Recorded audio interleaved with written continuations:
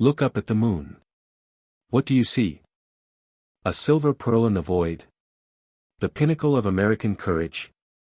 Or the greatest leap for mankind?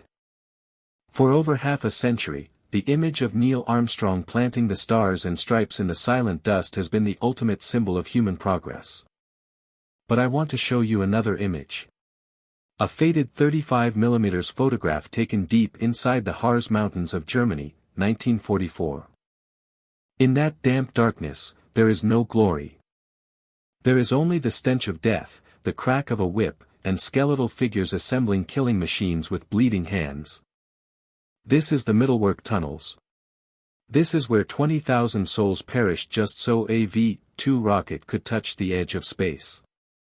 What if I told you that the man standing in those tunnels in 1944, and the man standing in NASA's Mission Control in 1969, was the exact same person?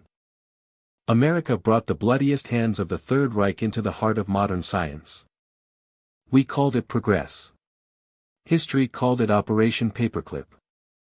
Can the glory of the stars ever wash away the crimes of the grave? Or did we build the American dream on the ashes of forgotten victims? Welcome to Hidden Pulse. Today, we pull back the rusted paperclips to face the truth the Pentagon tried to bury for 80 years. 1945, Germany was collapsing. The Third Reich, the most brutal war machine in history, was a landscape of burning ruins. But amidst the smoke, another war was beginning the moment the guns fell silent. A quiet, desperate, and ethically void race, one that you won't find in the standard textbooks. The Pentagon realized a terrifying truth: the Nazis were decades ahead of us in rocket technology, chemical weapons, and experimental medicine. Hitler had lost the war, but his scientists had won the intellectual race.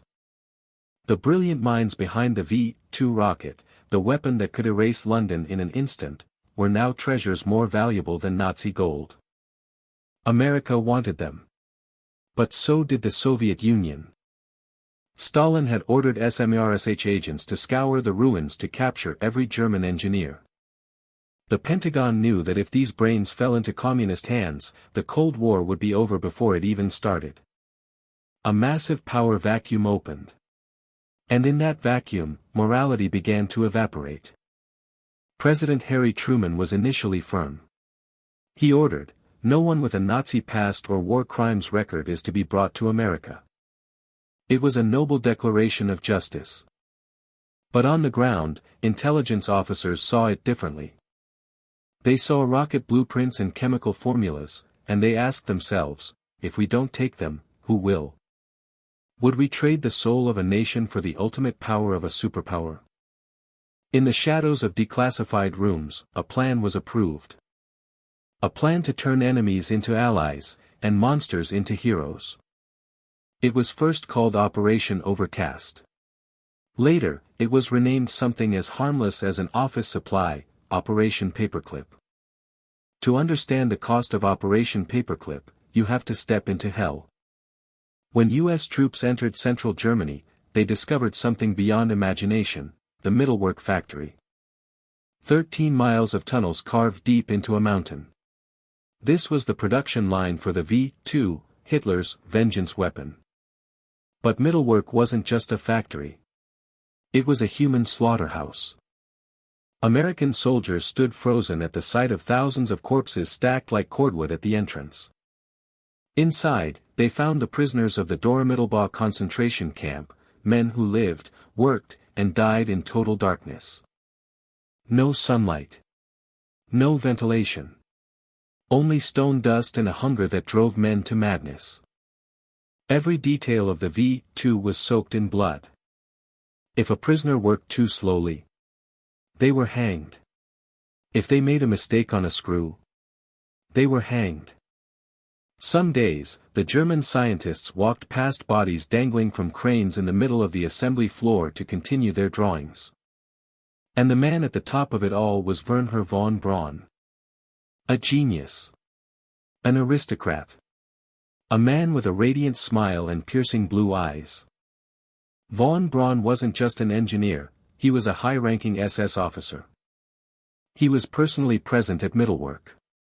He saw the skeletal prisoners. He saw the gallows. And he did nothing. Except demand they work faster.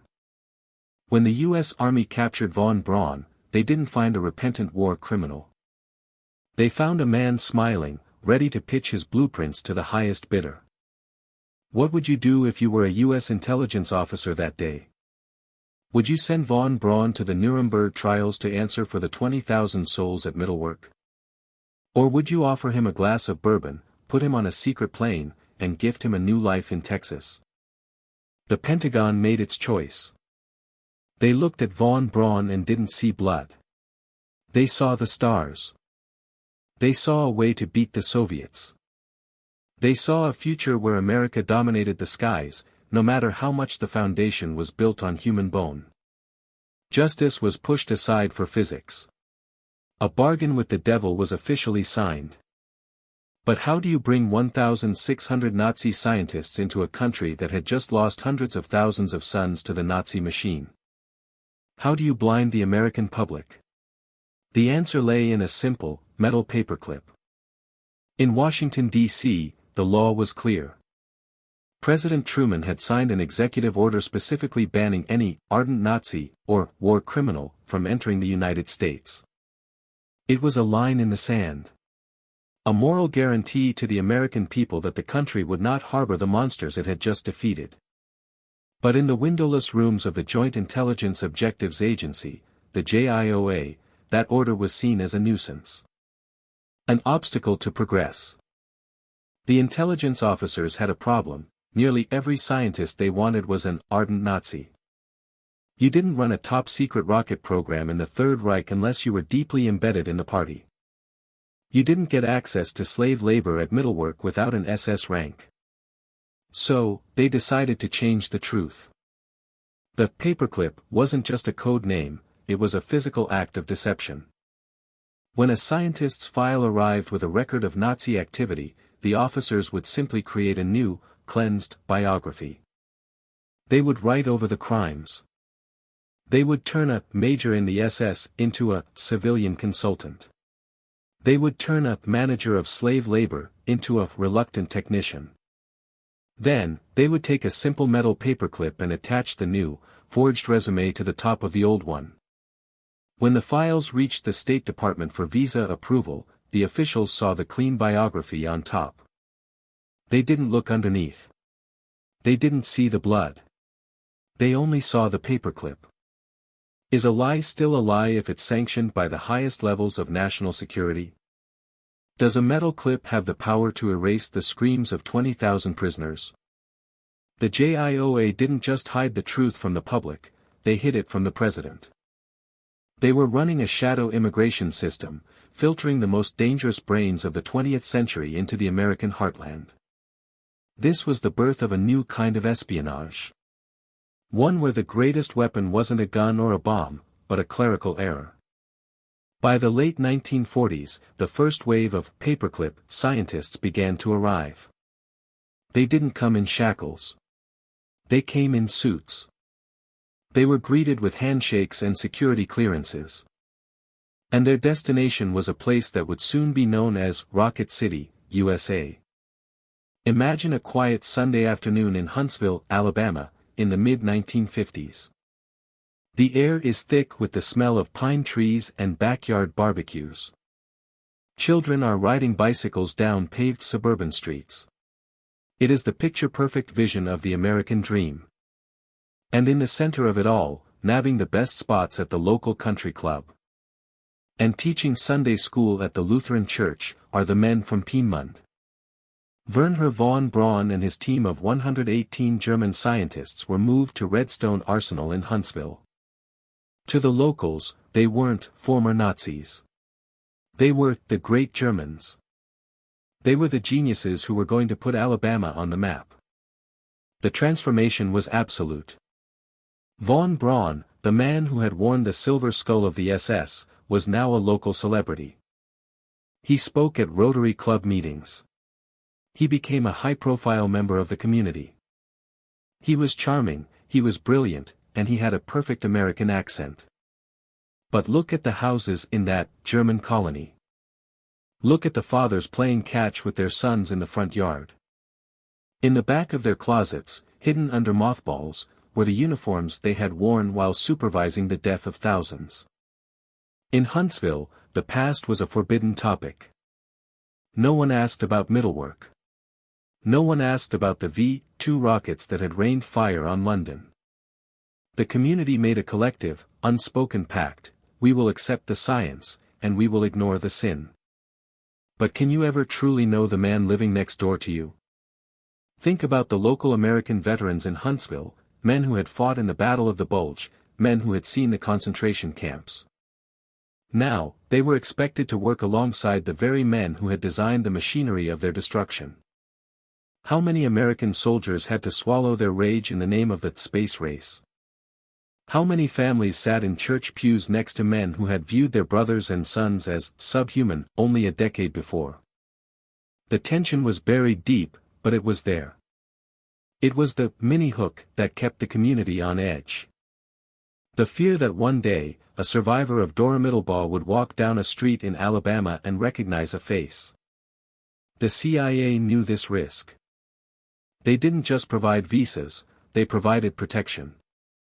They monitored the scientists, not to catch them in a lie, but to ensure that no one else uncovered the truth. Operation Paperclip wasn't just a relocation program. It was a grand experiment in social engineering. It was a test to see if a nation could be convinced to love its enemies, provided those enemies could build a better rocket. As the 1950s turned into the 1960s, the stakes grew even higher. The Soviet Union launched Sputnik, and the space race became a matter of national survival. Suddenly, Wernher von Braun wasn't just a local celebrity in Huntsville. He was becoming a hero for the entire world. And the man who helped him achieve that wasn't a general or a politician. It was a man who specialized in fantasies. If you believe that a man's past should never be hidden behind a paperclip, join the archive by hitting the subscribe button. We decode the shadows so the truth remains visible.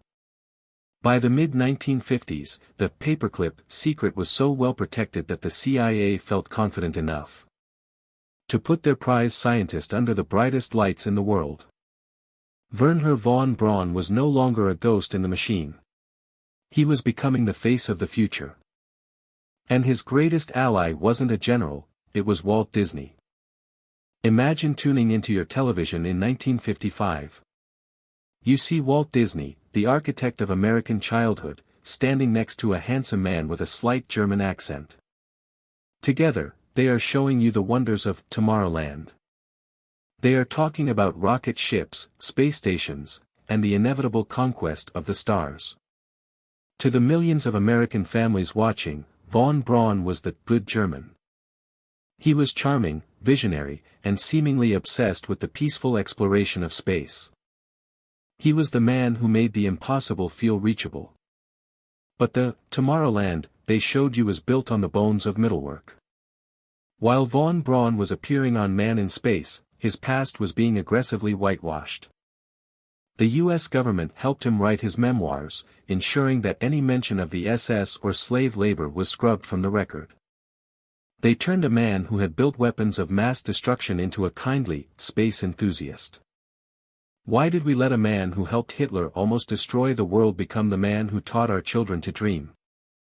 Was it the brilliance of the science, or the brilliance of the PR? Or was it simply that in the heat of the Cold War, America decided that a useful monster was better than a principled defeat? The spectacle worked. By the time the Saturn V rocket stood on the launch pad, von Braun was an American hero.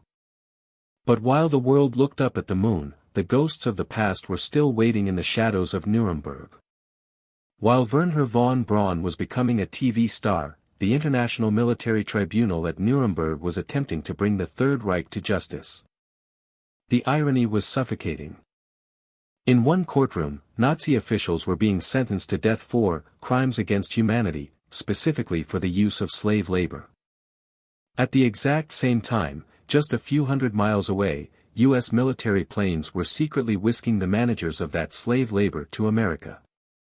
We were hanging the subordinates while hiring the masterminds. There was one case in particular, Arthur Rudolph. He was the production manager at Mittelwerk. He was a man who had directly overseen the brutal conditions that killed 20,000 people.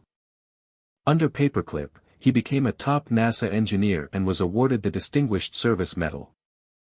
Justice wasn't just delayed, it was suspended.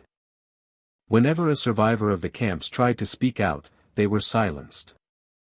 Whenever an investigator got too close to a paperclip scientist, the Pentagon would invoke national security. The truth was treated as a threat to the space race. We told ourselves that the moon was worth it. We told ourselves that these men were just scientists caught in a bad system. But the records tell a different story. They were willing participants. They were opportunists who traded human lives for career advancement. What does it do to the soul of a nation when its greatest achievements are built by the hands of those who escaped the gallows? The death of justice was the silent cost of the Apollo missions. Every mile Neil Armstrong traveled toward the moon was a mile further away from the accountability of the Harz Mountains. We like to think that Operation Paperclip ended with the moon landing. We like to think that once the scientists retired, the Nazi influence vanished from our shores. But here is the final, chilling twist. We didn't just take their rocket designs. We took their methods. Operation Paperclip brought more than 1,600 scientists to the U.S. They didn't just work on rockets. They worked on chemical weapons. They worked on aeromedical research. They worked on the very techniques of interrogation and mind control that would later become the foundation of MKUltra. The unethical human experimentation that defined the Nazi camps didn't die in 1945, it was imported. It was refined. It was hidden behind a paperclip. From the chemicals in our modern industry to the psychological tactics used in modern warfare, the fingerprints of paperclip are everywhere. We didn't just win the war and take the spoils, we absorbed the darkness of our enemy to ensure we would never lose again. As we look at the grain of these old films, we have to ask, was it worth it?